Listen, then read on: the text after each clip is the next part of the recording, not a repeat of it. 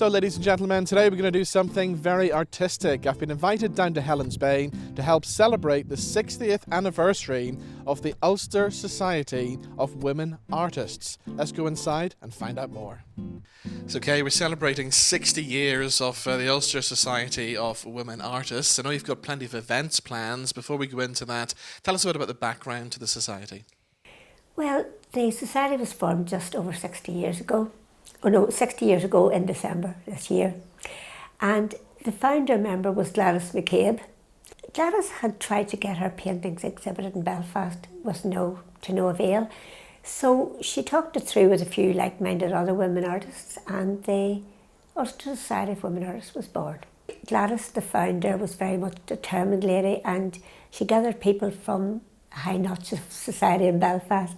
She was very lucky to meet a lady called Alice Berger Hammersholt, who had a lot of contacts and so forth, and they gathered people who had recent graduates or not so recent graduates from the Art College in Belfast as well, and altogether they had about 7 or 8 ladies.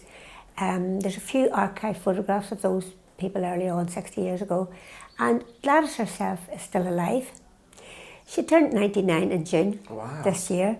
Now, she's very happy. She's in a residential care home. No, it's a nursing care home actually now in Castlewellan. And her son and his wife Jenny and the family live close by in Dundrum. And her husband Max has sadly died a number of years ago. But in the last year or so, probably maybe 2 years, Gladys doesn't recognise people anymore. Right, yeah.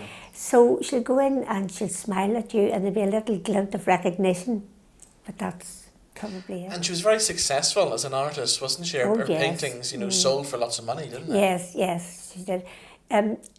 She was the kind of woman who, she lived in a certain era. She thought of ladies in long dresses and their hair's done up. And she didn't wear the long dresses anymore, but she did wear her hair up most of the time, all the time. Yes, yeah. And she always had her lipstick on, and she had her eyeshadow, and she would have some nice, tasteful pieces of jewellery on her. Mm-hmm. She just had a good sense of taste and sense of occasion, and she liked to put that sort of bit of drama into her figures and her paintings.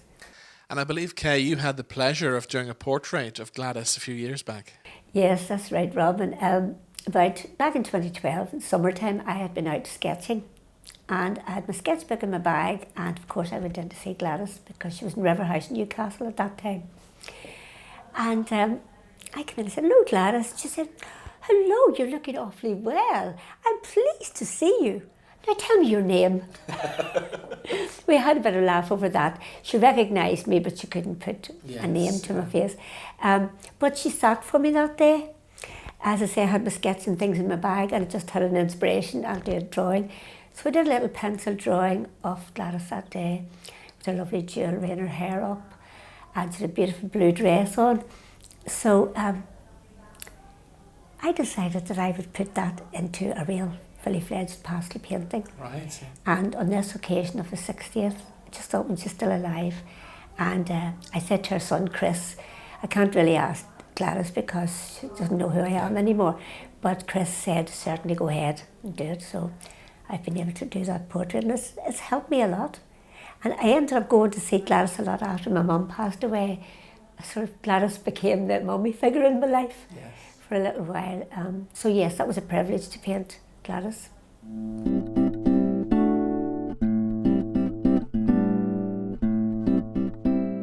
So Anne, we know you for your journalism, we know you for your TV, but are you into your art as well? Yes, I am very much so. Although I'm struggling at the moment, as you can see. I actually enjoy working on stone, painting on stone. And that came about in Donegal when I met some little girls on the beach, and they'd gathered these nice pebbles. And I said, "What are you going to do?" And she said, "I don't know." I said, "Why don't you paint them?" And I said, "You give me 2 or 3 and I'll paint, and you go away and you paint, and then come up tomorrow." And I did some faces on the stones. She arrived the next morning, loved the faces, painted them and all, and took them away. And later that afternoon, there was a string of kids at the door, all holding these pebbles, all wanting me to draw faces. And that started a thing that I call hailstones. Oh, wow. And it's great. I mean, I would do it for charity and things like that. We have a couple here, don't we? Yeah, yeah. So we have that one. So that's my owl, and these are just from the beach. And they're not actually polished, they come like that. This one had a bump, so now that's a mushroom with a frog looking up, and I think there's a little beetle at the side.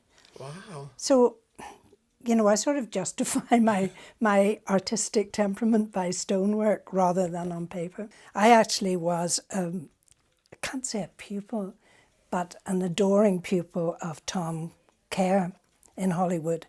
Wonderful painter, and he did classes, you know, like once a week, and we'd all go down, and he was a great teacher, and very many of the women who now belong to this society actually worked with Tom in those days, so I know quite a few of them, but they were very, very talented ladies. Yeah.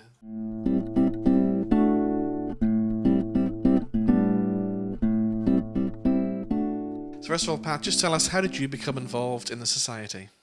Well, I saw their work in a few exhibitions, and I liked the quality of it. I thought it was very interesting. Lots of different styles, lots of different media, which I like. I like using mixed media quite a lot. So what I did then was I found out when they were selecting people, because you have to put 4 pieces of work in and maybe sketchbooks. And so I've really been in the society for 5 years now, but I've obviously known of them and been interested in them. But until I retired, I felt I couldn't commit, you know, because they usually have about 2 exhibitions a year. Yeah. I couldn't commit to that work really. I had too much of my own work to do. So that's really how I found out, how I joined the society. So we've got the exhibition coming up in the Crescent Arts Centre. Yes. What are you going to be exhibiting on the night? Well, I'm going to be exhibiting these 2. They're going to go to the Framer tomorrow, I hope so. Each person is asked to put 2 paintings in. Now, if they haven't got 2, they can put 1 in, but buying 2 is your maximum, because space-wise in the Crescent it's not, you know, a huge gallery. Okay.